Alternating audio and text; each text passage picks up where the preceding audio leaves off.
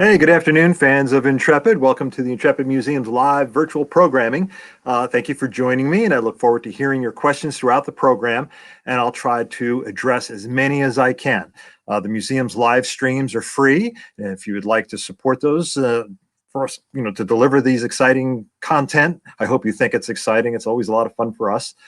Please click the link below in the description. Once again, my name is Eric Boehm. I am the curator of aviation at the Intrepid Sea, Air, and Space Museum, and I'm coming to you because of COVID live from my basement workshop. I wish I could be on the ship, and I can't wait to get back. We're getting really close. The ship is open, so make plans if you're vaccinated, and bring your mask and come visit us and just stay safe. But we are open, and we enjoy seeing the public coming out again. So I can't wait till the day when I come back to work. I get my second shot next week. Usually I do aircraft of the month during this segment. I'm going to change it up a little bit. Instead of just doing one airplane, I'm going to chit chat about 4 or 5 of our airplanes. I want to talk about the markings. Ever since I was a little kid, airplane markings have always geeked me out. In fact, I got this book here. This is the Pocket Encyclopedia of World Aircraft in color. This particular edition is Bombers from 1914 to 1919. And this was the very first book I bought with my allowance in 1968. I started getting an allowance for doing my chores. And the very first thing I bought, it may have been a model kit, but soon after that was this book. And the reason of this book was high on my list because it was just full of really pretty colorful pictures of all kinds of airplanes, and I just love the markings of airplanes. And in my job, I get to decide how an airplane is painted. So I get this question a lot. So I'm going to run through a few photographs and hopefully generate some questions with you because I get this question a lot. And that question being, why did you paint it like that? And let me go to full screen on that so you can see the pictures better. Yeah, why did you paint it like that? I get that all the time, and I can't do all our airplanes in this particular session. There's just too many. I'm going to try to cover a few, and if you like this type of talk, I can do more, and I can get into more details on different airplanes. So I'm going to really kick it off with our Ra4 Skyhawk. This is one of the first airplanes that I discovered was kind of marked incorrectly. When I arrived, almost to the day, 16 years ago, I arrived at Intrepid to begin my career there. Almost to the day, April 15th was my 2005 was my first day there. And this airplane was just beautiful. The paint job was beautiful. There was no corrosion. It was indoors, whereas most of our airplanes are outdoors in the environment and getting all those problems, which we'll get onto. But this one was inside there, and it was just in great shape. And so it was very low priority. But one of the things I did initially, being the historian that I am, is I researched the airplanes with the intent of finding what these airplanes did so that I can find the guys that were related to it, the pilots and the ground crew, hopefully, and tell their stories along with the airplane. So the way you do that, and some of you have heard me tell this story before, the bureau number of an airplane is something that it carries around with it like the VIN number of your car. It's always with it. And you can see in that lower picture there, 142833 is the 6-digit bureau number for this airplane, and it sticks with it all the time. And that's the way, as long as you match it up with the data plates and it's hasn't been changed over its history by somebody for no good reason, it's pretty accurate that you'll be able to get the records on this airplane. And in the case of this airplane, that is the correct bureau number for this airframe, 142833. And I was able to unearth from the Smithsonian the records on this airplane. And one of the things that popped up immediately is this airplane did not spend a single day assigned to VA66. And if you look at the lower picture once again, right there where it says Navy, right above that, USS Intrepid VA66. The markings are actually correct for VA66 for this time period, which would have been in around the early 60s. The blue tail, the blue lightning bolt across the backbone there that you can see. This was all very correct, but the problem was is this airplane did not spend any time with VA-66, and this was a real mystery to me. However, it did spend some time with VA-95, and VA-95 spent time on Intrepid. So just digging a little more into the records, we were able to determine that this airplane actually was on Intrepid in 1966 for the very first cruise to the Vietnam War area, and actually flew combat. I later identified 14 different pilots with time in this airplane, flying from the deck of Intrepid in combat over North Vietnam. So it was just really fascinating to meet some of these gentlemen, to speak to most of them over the phone. We've done oral histories with a couple of them, and it's just that was the goal. You know, it's great having the airplanes, but got to drill down into, these are just things. We want to take care of these things and display these things, and people want to see these things. But boy, the stories behind them are just so darn interesting. That's where you have to go with it. One of the things about changing the look of an airplane, this one is kind of a no-brainer, because this airplane really was on Intrepid in these markings with VA-95, which include that green lizard motif across the top of the intake there. And it was Modex number 512. So we repainted the airplane sort of based on that photograph. And you could see the very airplane that is on display at Intrepid is in this photograph. And I got this from a former pilot from the squadron who was in a echelon formation of 4 airplanes, and he was in the far left airplane, and he took a little Instamatic camera and pointed it towards the other airplanes and snapped this shot on the way to a mission in North Vietnam. And lo and behold, it is 2833. It is our airplane.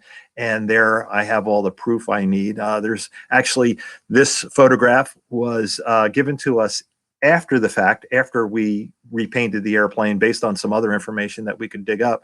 And some of the things on this photograph in the future we'd like to enhance. If you notice, look at where the green lizard is after the intake, you'll notice there's little black marks there. Those are little bomb mission markings. Every time it went on a mission, the plane captain seems to have painted another bomb on it, and you could see that there is all these little marks there for mission marks. And so someday we're going to have to kind of alter the placement and size of our lizard, because we painted it with the best information we had at the time, but match this photo a little more directly. And just even, you know, look at the bomb loads almost right. We need a little bit of a larger bomb that looks like a 1,000-pounder on there, that dirty old fuel tank, and we have a nice clean fuel tank. But boy, what a wonderful shot that is. And I did get some pushback on this. As soon as it was repainted, I had a gentleman approach me, and he was a former volunteer, and he said, "Hey, you screwed up that airplane." I'm like, "Oh, what do you mean?" He goes, "Oh, that airplane was on Intrepid, but it was number 300, and it was with VA-66. And I said, "What makes you think that?" And he just was pulling from memory. And he was right. There was probably an airplane and with the 300 series of Modex.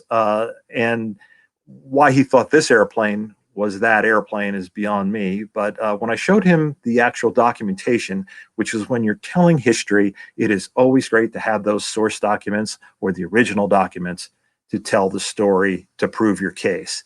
So there was some pushback, and I had to get used to that over the years. Every time we change a paint job, we seem to get somebody raising their hand, calling us out on it. And then I have to kind of show my proof of why we did it that way.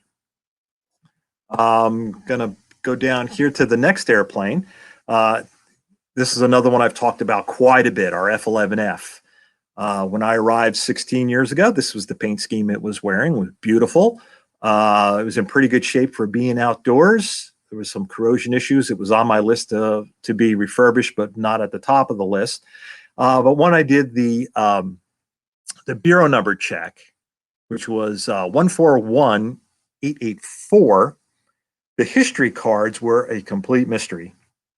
And I talked about this when I did the F-11F Airplane of the Month video. Some of you, if you watch that, you know the story. There was nothing in the history cards. The airplanes were built. The F-11F had a kind of a spotty history with the Navy because it was almost obsolete as they were coming off the line. It only had about 3 years of active service with the fleet before they were relegated to training duty, and they ended up in the training squadrons. There was no two-seat F-11Fs, but jet pilots who were already qualified in jets were able to be checked out in this, and this is a high-performance jet by any stretch of the imagination. It just didn't have the legs, and it didn't have the carrying capability that some of the new modern jets were getting. It also had a single engine. The Navy was starting to think about putting two engines in airplanes to have that redundancy and safety while flying over water, things like that. So the airplane's 3 years in the fleet, and that was it. A lot of time in training squadrons, but also a lot of time with these guys, the Blue Angels. In fact, for an airplane that only spent 3 years in the fleet as a fighter plane, spending the rest of its career as a trainer, it spent 12 years serving with the Blue Angels. And it happened just by chance. Somebody overheard me speaking about the little mystery I had with this airplane and couldn't figure it out. The history cards were just barren. It was just built, sent immediately to storage, came out of storage 1960, 61, and flew, I think it was 1,500 hours, and then put back in storage 3 years later. And I'm like, that tells me nothing. I knew nothing about this airplane. And this person who overheard me talking about it said, you ought to check into the Blue Angels. And it was a call to the Blue Angels. Well, I checked in with by email through the Blue Angels Alumni Association. They have a history site, and there was the moderator there had his email address. And this guy seemed to know all about Blue Angel airplanes. And he said, yes, indeed, that bureau number was Blue Angel number 5 for those 3 years in the early 60s. Long story short, I got to meet the pilot. I brought him out to the Intrepid to see his airplane when we repainted it like this. And this is how it appears today. When you come visit Intrepid, you will see our F-11F painted up as Blue Angel number 5 because it really was Blue Angel number 5. So you can see a little trend here. Both these airplanes that I just talked about, the A4 and the F-11F, I brought them back into the paint job they wore when they were in service back in the 1960s. And that's kind of a fun thing to do, but then it makes you, or it gives you the opportunity to tell their stories and tell the stories of the crew that flew them and worked on them in a more accurate manner. I'm going to go to a next one here.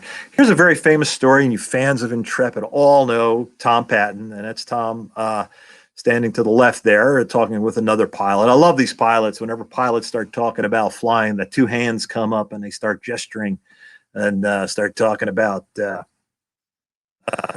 combat maneuvers with their two hands. And I just love talking to these guys and see how they describe these things. But famously, Tom Patton shot down a MiG-17 flying a Skyraider from VA-176, much like the one just behind me. I think the airplane he was in, I'm drawing a blank on the bureau number. It was 409, but same squadron as this airplane, of course.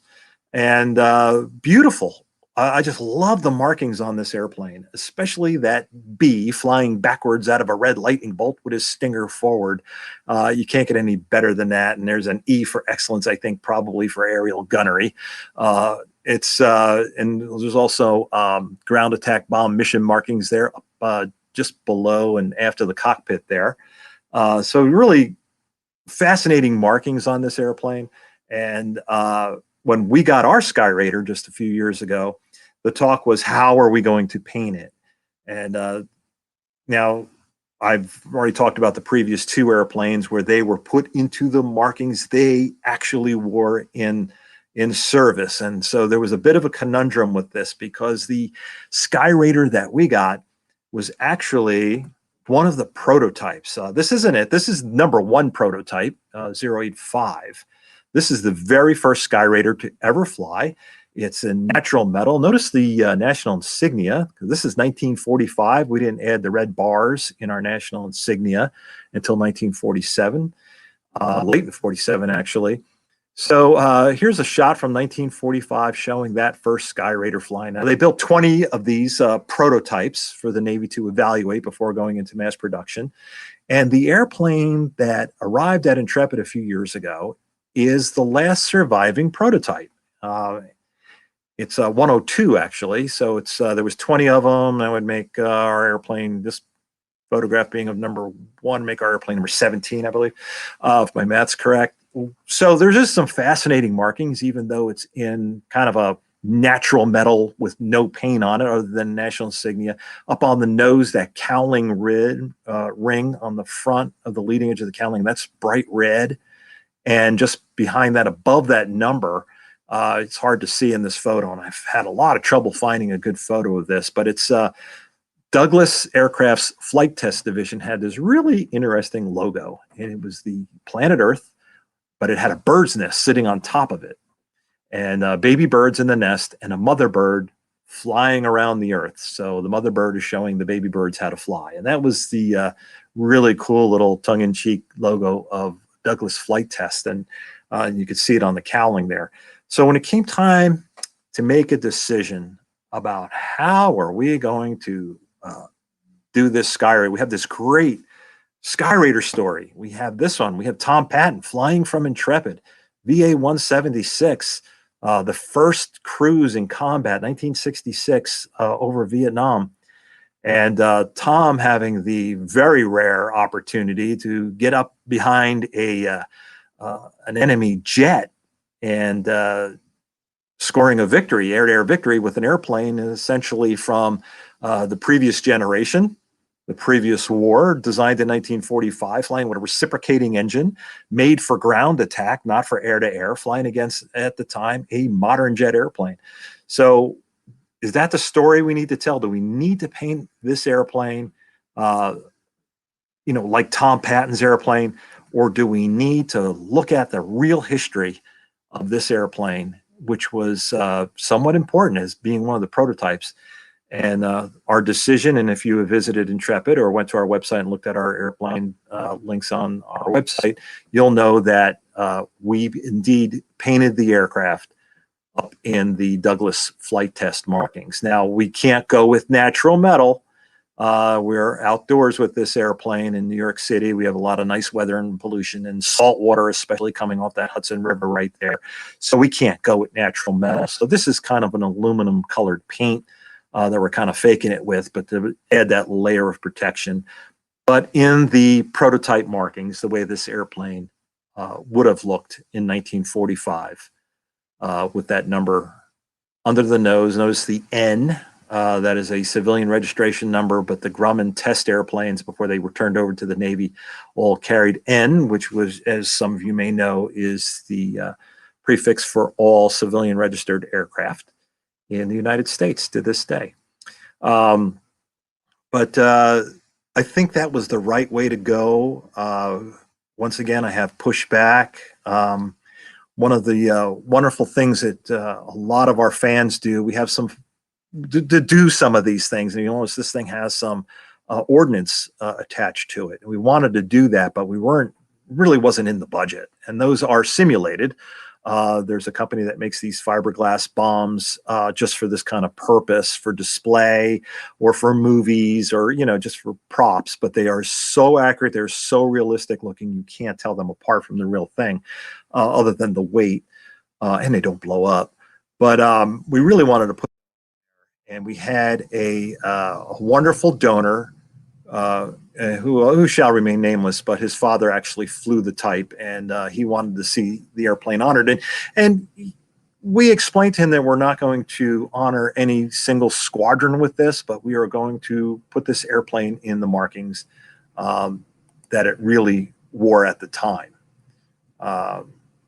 because we just thought that was just the right thing to do, given the history of this airplane. Now, if this was a Skyraider that had no significant history of its own, I might have considered it. And I think when I do this series and I talk about other paint jobs on some of the other airplanes, you're going to see that there are a few in the collection that are painted up to represent the type and are in specific squadron markings in squadrons that the airplanes maybe did not actually serve in. But since their history isn't probably as fascinating as the intrepid story that comes with it, we take a little bit of license and we paint the airplanes in markings to represent some cool intrepid story. But we'll get to that in another series. Continuing on in this vein of airplanes that are painted as they were during their time of in their career of actual service. I'll probably do this. Will probably be the last one I do today. This is our F4 Phantom II, and you notice it's in Marine Corps markings. VMFA 323. That's Marine Corps Fighter Attack Squadron 323, and this airplane, when I arrived, was actually painted almost like this. There was some differences, and the differences were the tail code. We see where it says NK. The tail code was different. And if you don't know what the tail codes represent in Navy and Marine Corps airplanes, that's the air group they're assigned to. So this particular air group was aboard the Coral Sea in 1980, Air Group 14, and their code is NK. When the airplane was not assigned to the Air Group 14, the airplane was at its home base, and the Marine Corps Air Group there had the tail code WS. Now, the reason I painted the airplane like this, and you may have heard that I said 1980, and if anybody remembers, a historic event back then was the Iranian hostage situation. We had Americans, there was the overthrow of the government in Iran, the Shah was expelled, a new government took over, hostages in the American embassy were taken for 444 days, or I think it was, but there was a plan by the Carter administration to rescue the hostages. And that entailed setting up a base in the desert inside Iran. It was being supplied by C-130 cargo airplanes. It was there was large helicopters being brought in, and what they were going to do was fly directly into Tehran, because we knew where the hostages were being held, and kind of shoot our way in, get our hostages out, get the Americans out, put them on the helicopters, bring them back to that desert base, load them onto cargo airplanes, fly into safety, get the helicopters and the rest of the materials out of there before the Iranians are able to fight back. And, you know, it all went wrong. There was a collision in the desert, as many of you, if you remember the story, one of the helicopters and one of the cargo airplanes in a dust storm, there was a collision, and the whole operation was scrubbed and nothing happened. In fact, the Carter administration had to keep diplomatic ties open to try to get the hostages out, and they were not released until that January, when Ronald Reagan was inaugurated as president, and then the Iranians let them all go. But it was a very hard-won battle by the Carter administration. I encourage you to look up the history on that. But here we see an actual photograph on the Coral Sea. It shows the typical markings of 323, which was a maroon bands. You'll notice there's a maroon stripe on the wingtip that's folded. Two maroon bands across the vertical stabilizer above and below the NK with yellow diamonds. So they were called the Diamondbacks. Their logo was a snake, and if you look on the rudder of that airplane, you'll see a snake with multicolored, you know, that cobra snake with multicolored chest bands representing the Air Group Commander's airplane. And the reason I know this is the Air Group Commander's airplane is the number at the very top of the tail, number 100. The 00 Modex, and that 100 was obviously repeated all the way up forward on the nose, but number 100 was the Air Group Commander's airplane. And more interesting enough is the two crewmen, one standing very unsafely on top of a step ladder and one on the wing. You can see his head poking out behind the leading edge there. And they got a couple cans of spray paint, and you'll see that they're painting a red stripe. Now, the reason for this, and it was actually black and red stripe. You see the beginnings of a black stripe forming at the very tip, covering over the maroon and yellow rattlesnake band, and then the red stripe below that, is these airplanes flying from the Coral Sea, and there was several squadrons involved. There was some A6 squadrons, A7 squadrons, and of course these F4 Phantom squadrons involved in this mission. And they were going to be flying air cover. They were going to be kind of above and protecting those helicopters as they flew into Tehran to attempt to rescue the hostages. If the Iranian Air Force was going to respond, they would have very likely responded flying F4 Phantoms that the United States had sold to them while we were friends with the Shah. So this would have instigated a phantom on phantom combat situation. Now, there's electronic ways to tell the difference between each other when you're flying. It's called identification, friend or foe. There's a little antenna that receives data from every airplane, and so the signal sent by friendly airplanes can be received, and you won't shoot at somebody giving you a friendly signal. If it's not the friendly signal, they're obviously a bad guy. Now, one of the things the planners were worried about was getting in real close, at a distance. When you're shooting missiles at somebody from miles away, you can't see the markings on the airplane. You're relying on the IFF, the identification friend or foe. But if the airplanes became within visual range of each other in the old-fashioned dogfight, so to speak, and they were really close to each other, and it could have gotten hairy and not be able to tell who was good and who was the bad guy. And so what they were putting on here are called high visibility markings. And the way that turned out was very broad black and red stripes on the right wingtip only. And that was going to be the best way to quickly identify airplanes flying by at 600 miles an hour. In a blur, the black and red stripes would be easy to see. Some of the other airplanes that were used in this mission had black and yellow stripes, depending on the squadron. But it was a fascinating thing. And it's not the first time use of high visibility markings. If some of you are historians and remember World War II, D-Day, the D-Day invasion, June 6, 1944, there was expecting to be so many airplanes in the air. How do you tell the difference between friend or foe? All the Allied airplanes got very large black and white alternating stripes across their bellies and across each wing. So these black and white stripes, it kind of negates camouflage, but they weren't worried about camouflage. They just wanted these black and white stripes to be seen. Don't shoot at them. They're on our side.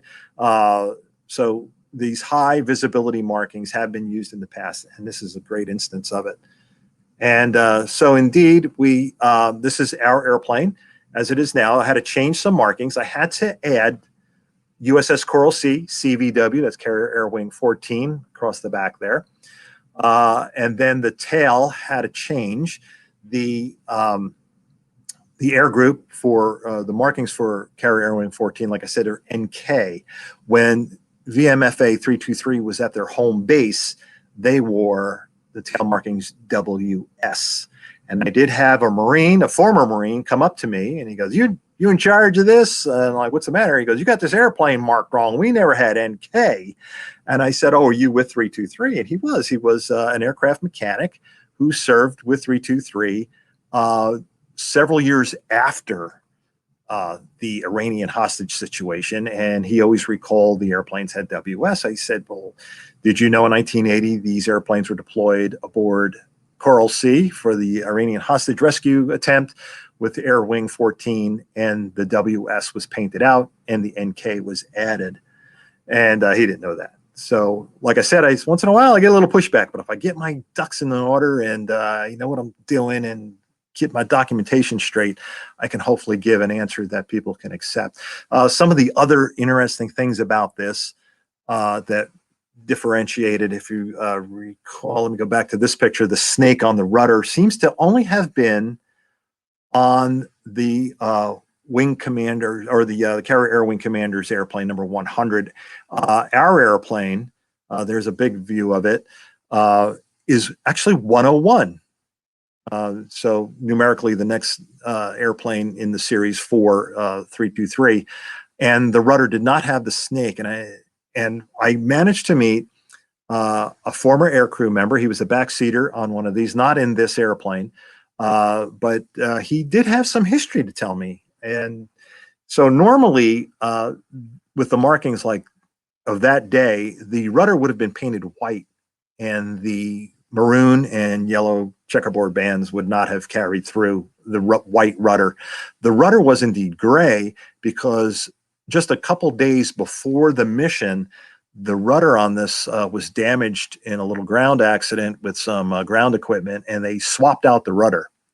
So I got a replacement rudder out of storage, and it was painted gray. And so we did indeed replicate this airplane's paint job as closely as we can by painting the rudder gray, and instead of having the snake or painted white. And of course, it's a little, hopefully not too hard to see in that image. Right now on display, the wings are folded, and it's much easier to see that wingtip actually folds up for carrier storage. In this photograph, the wing is down, but you can see the black and red on the bottom surface of that right wingtip. And what I'd like to do is, I've been carrying on for almost a half hour here. Let's see if there's any questions. Do airplanes require a specific kind of paint? Yes, they do, and it depends on their mission. It's all mission driven, and it's being a static museum, the kind of paint we use is completely different. But mostly the airplanes are very durable. It depends on the airplane for a lot of reasons. If they fly really fast, you fly really fast through a rainstorm, you can erode the paint off. And I've seen that happen. I've seen paint it's like going through a sandblaster or a water blaster. So the paint is very durable. Sometimes it's an epoxy type paint. We have an A-12, the big black spy plane that had an iron ball paint. There was actually microscopic little bits of iron mixed into the paint to help scatter radar signals. So there's different kinds of paint for different kinds of purposes. Any more questions? Here's one. How often does the Intrepid repaint its airplanes? Not often enough. We try very hard to stay on top of it. All but four, we have 27 airplanes. 4 of them are on display indoors, including this Skyhawk in this photograph. And so they last longer inside. Outside, not so much. We're exposed to those salt conditions of the Hudson River and the weather, and they just degrade pretty quickly. Ideally, we're 5 to 6 years. So a lot of the airplanes, like I said, I got there 16 years ago. Some of the airplanes have 3 paint jobs on them. Some have 2. This COVID thing kind of slowed us down a little bit. There's 2 helicopters in the hangar right now. One of the helicopters just received its 3rd paint job. The other one just received its 2nd paint job, and they're going to be rolling out in a couple of weeks. And we're going to be bringing in her Cougar, our F9 Cougar, for what will be its 2nd paint job since I've been there. So I hope that answers your question. Are there any colors that you would typically not see on aircraft? No, I've seen airplanes in every color. Not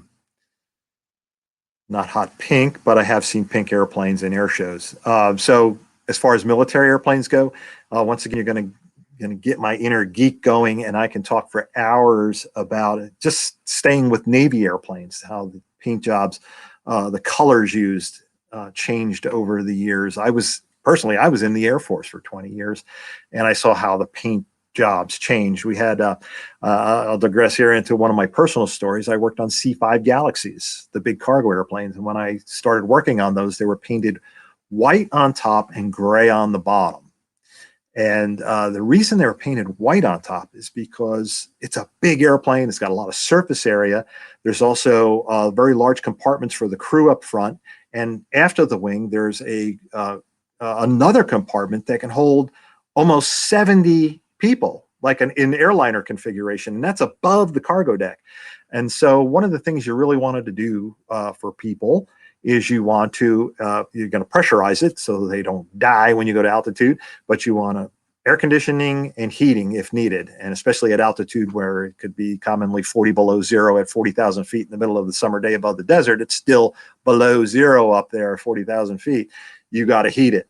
And air conditioning is another factor. And so a white top on that airplane helps stabilize temperatures, and the air conditioning system didn't have to work so hard. About 1979-ish, 1980, they started changing the paint jobs on our C5 Galaxies, and they started going to what they called European 1, which was dark gray, light gray, and green. A dark green, kind of like in a mottled camouflage kind of thing. So these airplanes started showing up with these dark color paints, and the first thing the crews realized is that the air conditioning and heating systems could not keep up because it wasn't reflecting sunlight. The white paint did something for it. So colors matter. And I don't even remember your original question, but airplanes come in every color. Last question. Do pilots get to customize their markings or paint jobs on their aircraft? And if so, how much can a pilot get away with? Oh, that's a great question that will take about 4 hours to answer if you look at history. So do pilots get to customize the markings on an airplane? Depends on the branch of service, depends on the era. If you go way back, I'm talking about World War I in my little book here, quite common. One of the great stories from World War I was the Red Baron. Remember Manfred von Richthofen, the Red Baron, the great ace, the #1 ace of World War I. And he got his name because he loved the color red, and he painted red. It was kind of misunderstood. Some people think his airplane was all red, and that wasn't the case at all. Red paint is expensive, but the tops of his wings and sometimes the top of the fuselage were painted red. On every airplane that he flew in combat, he liked having splashes of red on there. So he did customize it. And there's a lot of customization with girlfriends' names and pictures of different things. I can go on and on and on. In modern day, not so much. Now, when I was in the Air Force, it was strictly forbidden. There was a few little instances where airplanes were wearing the names of cities. I remember that. We had the city of Dover on one of our airplanes, and it was just a way of showing the community that we were there for them. But as far as personal markings, I may have to do a separate series on that, because that is fascinating. That is very fascinating, and it can get really carried away with it. I'm going to wrap it up. I see my time is just about up. I hope you enjoyed this type of talking about markings. Next, I am going to do a part 2 to this, and I'm going to talk about some airplanes that are masquerading, as I like to say. They're masquerading in order to tell a story that we want to tell. And I'm not going to, these masquerading paint jobs don't distract from the airplane's history.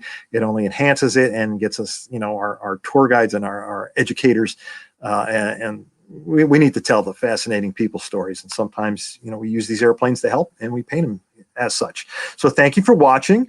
Thank you for sharing those questions. Any more questions or comments, stick them in there, because this will end up, we'll end up seeing this. It'll be recorded and played again.